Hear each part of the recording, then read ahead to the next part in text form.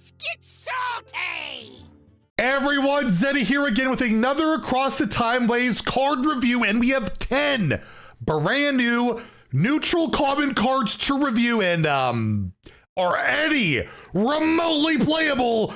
I don't think so, but we're gonna go through them all. We'll see. Maybe there's some crazy things that are just hiding that I can't spot. These seem terrible. These seem absolutely terrible, but we're gonna review them. We gotta review all the cards. And if you want to win some of these spectacularly awesome Baroque neutral common cards, we have a giveaway going on for 2 regular pre-orders and 3 mega bundles. To enter the giveaway, like and comment in the video. Link down description below, the one with that thumbnail over there.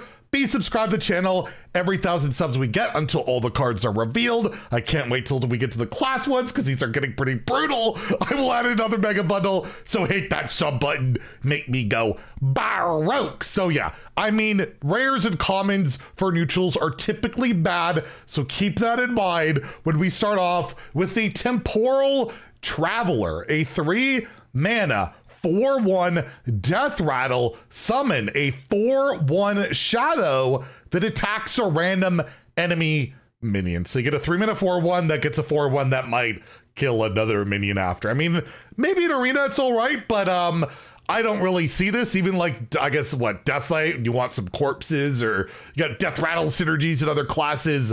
Doesn't seem particularly amazing. Very similar. I can't remember what the Rogue Legendary was called. That was 4 mana and it would like summon a 4/2, but that could go face, and that card wasn't even that good either. So yeah, I gotta give this a 1 out of 5 in Standard and Wild. It'll be like a mediocre to okay pick in I guess Arena, right? And if they don't have minions on the board and you get the 4/1, it will live, right? You'll get a 4/1 to stick around, but basically unless it's hitting a 0 attack minion, your Death Rattle is going to die every time, and it just doesn't seem all that good to me. But and it doesn't even have Magma Rager stats. What are we even doing here? So yeah, 1 out of 5 in Standard and Wild, probably not too good. Next we have the Hourglass Attendant, a 4 mana 2/4 minion, so the stats are Gnomish Inventor style, so that's good. But it does have Divine Shield, which is nice.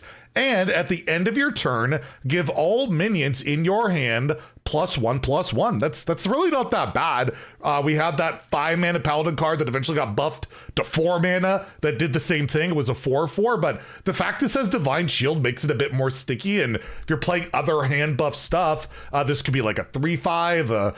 This could get bigger itself too and be quite annoying. Of all the cards in this batch, it's probably the most promising. We don't really have any prominent hand buff decks outside of like the pure scam hunter one, which wouldn't want this card. This is more of like you want to hit a bunch of things in your hand, not just one. And we don't really have that currently in the game, but maybe we're going to see some hand buff like Paladin support this expansion. We've seen other classes with hand buff, even Deathlight. Maybe this is just something you throw into hand buff Deathlight that could see some play. And again, they want to hit a wide assortment of minions, right? Your Swarm Guards, all of that.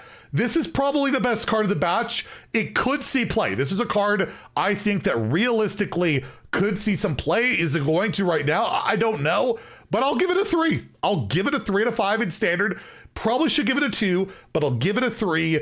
And in Wild, I'll give it a 1 because there's better hand buff stuff there. And hand buff strats haven't really been viable in Wild since like hand buff Paladin was good back when like Conviction, it was like Stormwind-esque times, right? With like a 5 mana Battle Master was quite the menace. So we'll give it a 1 in Wild, but I think this could possibly see play in Standard. So we have maybe a playable card. How about that? We have the Chronicle Keeper, a 4 mana 3/6 minion battle cry. If you're holding a dragon, you gain taunt and Divine Shield. Reminds me of Twilight Guardian, which gained +1 attack and taunt. If you're holding a dragon, that was a dragon itself. That's a very old card. Saw meta play back in the day. This card, probably not. The fact it doesn't have a tribe is a big deal, right? It's not a dragon itself. A 3/6 Divine Shield taunt's okay, but I just asked the question, if you could hard run a 4 mana 3/6 Divine Shield taunt right now, would it go into your deck? Probably not. Not very many decks would want that. And this has a condition on top of it. So it's restricted purely to dragon decks. I just don't see it. I just don't. these type of cards haven't really been that great lately. Like every other card, it feels like you just get the thing for free, at least class card wise. So I'm gonna give it a 1 out of 5 in standard and wild, because yeah, if you're not holding a dragon, it's just a 4-mana 3/6.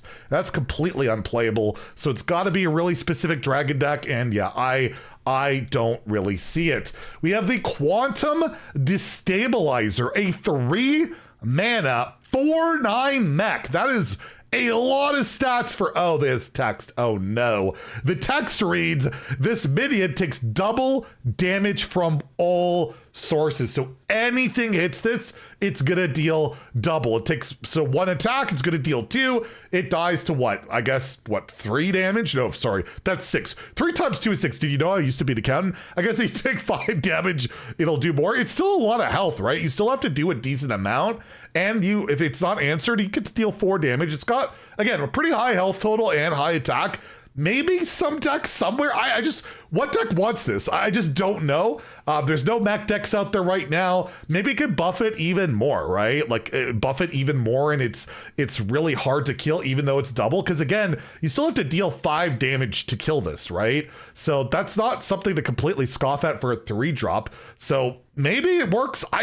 Again, when do stats matter that much in the game in terms of like winning these days? It's all super synergistic things, or mana cheat, or flooding the board and buffing. This is just one big dumb idiot that could be punished by double damage. So I'll give it a 1 out of 5 in standard and wild. I don't think it sees play, but this is one that I could be wrong about. I absolutely could be, but we'll see if that actually does happen. Next, we have a new pirate, the Time Skipper. It is a 4-mana 3/4 pirate. At the end of each player's turn, give them a coin. So you play this, you get a coin. If your opponent doesn't kill it, they leave it up, they'll get a coin as well. And you can basically go back and forth over who's gonna get a coin. So it's not the worst thing in the world, I guess, to play this and you get the coin and maybe you cheat something out. But overall, like, what are you really trying to accomplish with this? It kind of has soft taunt, but at the end of the day, it might not. Like, it might benefit your opponent too. It's a weird one. And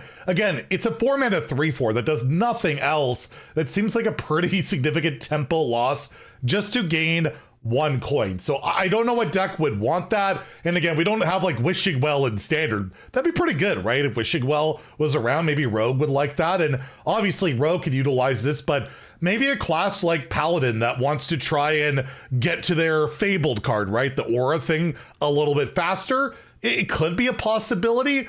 But overall, I'm probably leaning towards a 1 on this, that it could end up backfiring on you. And again, I feel like it just doesn't do enough getting a coin to sacrifice that tempo loss and the possible downside of your opponent getting that coin. So yeah, a 1 in standard, a 1 in wild, but I almost want to give it like a 1.5. Like it's a little bit more reasonable and not like some other cards that we've been seeing. And speaking of 1-star cards, we have a 2-mana 1/1, the Dangerous variant. At the start of your turn, transform into a random 5-cost minion. So you play this, it's got to survive an entire turn. It's a 1/1.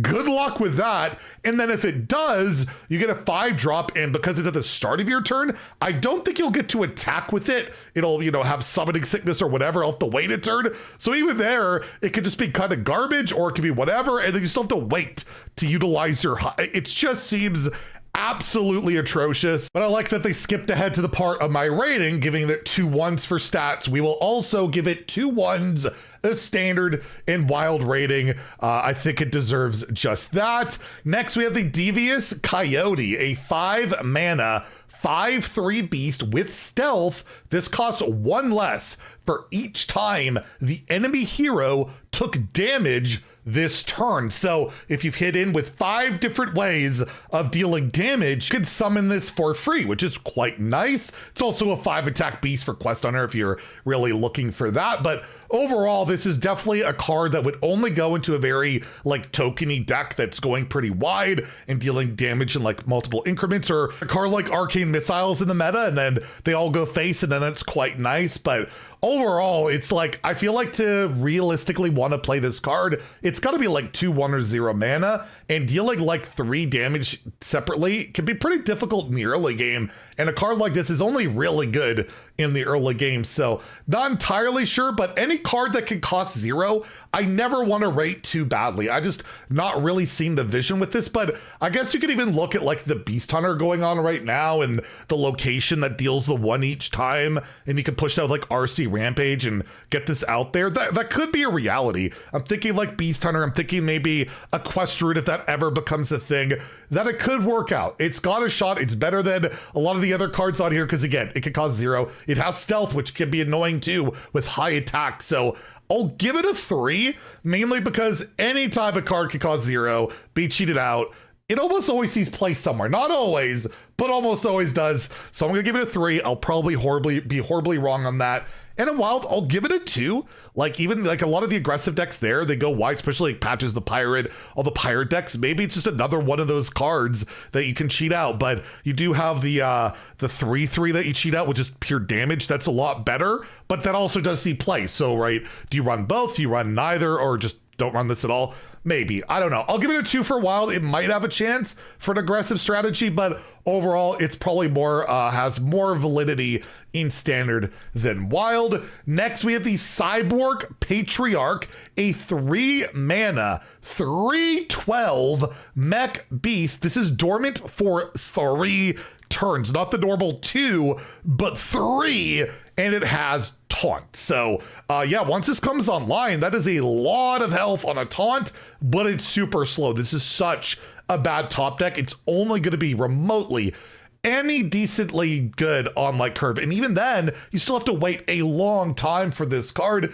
I think of Wild, where you play this and then you can like Crazed Alchemist to give it charge. Seems terrible, but you could do that. Maybe that's a thing, I don't know. But in Standard, dormant cards rarely see play unless they do something when they're dormant, or they're just kind of cracked when they come out, which is pretty rare, and this doesn't do either of those things. So again, I'm going to lean towards a 1 out of 5 in Standard, a 1 in Wild. And yeah, somebody this is a random 3 drop could be pretty annoying. And it's another card you'll see off Creature of Madness. So that'll be interesting to see how that works out if you're offered that, if you ever want to pick it. You could put the top of your deck, give it +4/+5, and what? It's a 7/17 or some crap. Like, that's pretty absurd. But then again, you have to wait 3 turns. So you probably can't really afford to do that. We have the Fading Memory, a 4 mana, 6/3 undead, so that's horrible. With Death Rattle, you get a random 5-cost minion from the past. You can get Lotheb, you could get Leroy Jenkins, you could get, what's that, Herald the Bat Herald? I can't remember what it's called. You could get Garbage. I mean, the idea is you play this on 4, you curve into your 5. I'd rather play a good 4 drop and play a good 5 drop and play those. Something like that. This is just bad. It's got the Undead Tribe, so I guess there's that. But overall, this is a 1 out of 5 in Standard, a 1 out of 5 in Wild, and even in Arena, it's not going to be a great pick. And lastly, we have ourselves a Time Machine, a 6 mana, 6/6 mech with Taunt, Death Rattle, get a random rewind card. Well, we don't know all the rewind cards so far, but I could probably safely say this is a 1-star card in Standard or Wild because it's just a 6 mana, 6/6 taunt, get possibly a crappy card. Maybe it's something okay, but overall, like the rewind stuff that we've seen is just whatever. And are you really hard running this in your deck?